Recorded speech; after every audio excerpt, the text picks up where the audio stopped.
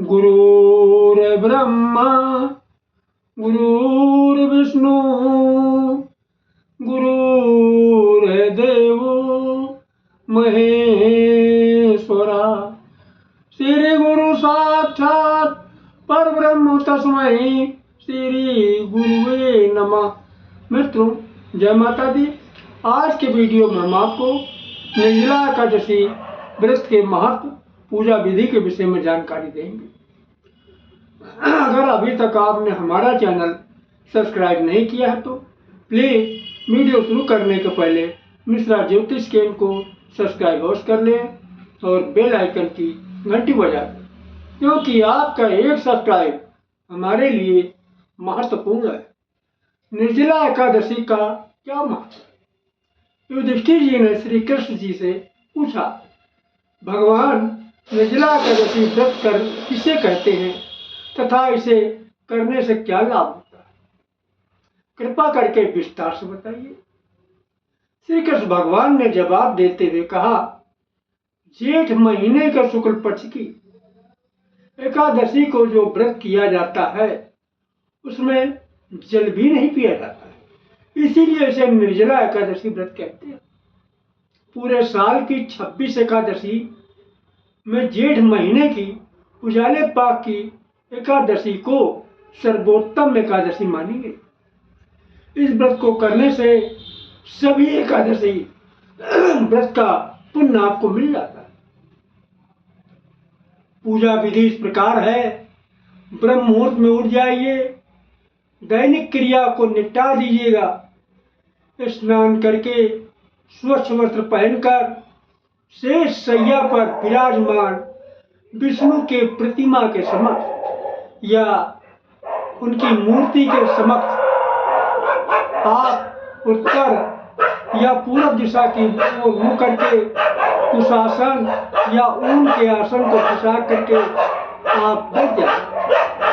दाहिने हाथ में अक्षत, जल, पुष्प, दक्षिणा, मिष्ठान लेकर के अपनी कामना पूर्ति हेतु संकल्प लेकर के और संकल्प लेने के बाद सारी सामग्री को जमीन पर डाल दीजिए। संकल्प जब आप पहला व्रत स्टार्ट करेंगे तभी लिया जाए। ये जो है 11 एकादशी या पूरे साल की सभी एकादशी करने के बाद में तब इसका उद्यापन करवा देना चाहिए। और व्रत में इस व्रत की कथा पढ़ें भी और सुने। तो व्रत कथा इस प्रकार है, एक बार पांडवों के घर महर्षि व्यास पधारे हुए। भीम ने महर्षि व्यास से प्रश्न किया, भगवान, युधिष्ठिर, अर्जुन, नकुल, सहदेव, माता कुंती और द्रौपदी सभी लोग एकादशी व्रत करते हैं और मुझसे भी ये लोग कहते हैं कि भीम, तुम भी एकादशी व्रत रखो। लेकिन भगवान, मैं बगैर खाए पिए कुछ रह नहीं सकता। ये तो आप जानते हैं, हमसे भूख नहीं बर्दाश्त होती।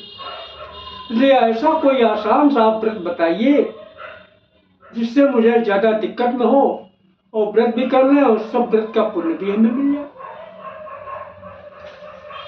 तो महर्षि व्यास जानते थे कि भीम के पेट में भूख की आग तो बहुत तेज है, कि वास्तव में अपनी भूख को बर्दाश्त नहीं करता। इसलिए उनको अधिक मात्रा में भी भोजन करने की जो भूख शांत नहीं होती थी, थोड़ा वो भी इस बात पे मंथन किया। फिर मंथन करने के बाद में व्यास जी ने सलाह दिया, तुम जेठ महीने की उजाले पाक की एकादशी को व्रत करो। इस व्रत को में स्नान और आचमन में पानी पीने से भी दोष नहीं होता। इस व्रत से सभी एकादशियों के पुण्य भी आपको मिल जाएंगे और तुम जीवन भर इस व्रत का पालन करो। भीमसेन ने बहुत हिम्मत करके निर्जला एकादशी व्रत किया। परिणाम क्या हुआ? सुबह होते होते ही भीम बेहोश हो गए। सब पांडवों को पता हुआ, माता कुंती को जानकारी, द्रौपदी को जानकारी हुई, तो सभी लोगों ने मिलके गंगा जल और तुलसी दल का प्रसाद लेके उससे उनकी बेहोशी को दूर किया। इसीलिए इस एकादशी को भीमसेन एकादशी भी कहा जाता है। तो इस बार 17 जून सोमवार 2024 को निर्जला एकादशी व्रत किया जाएगा। बोलो विष्णु भगवान की जय।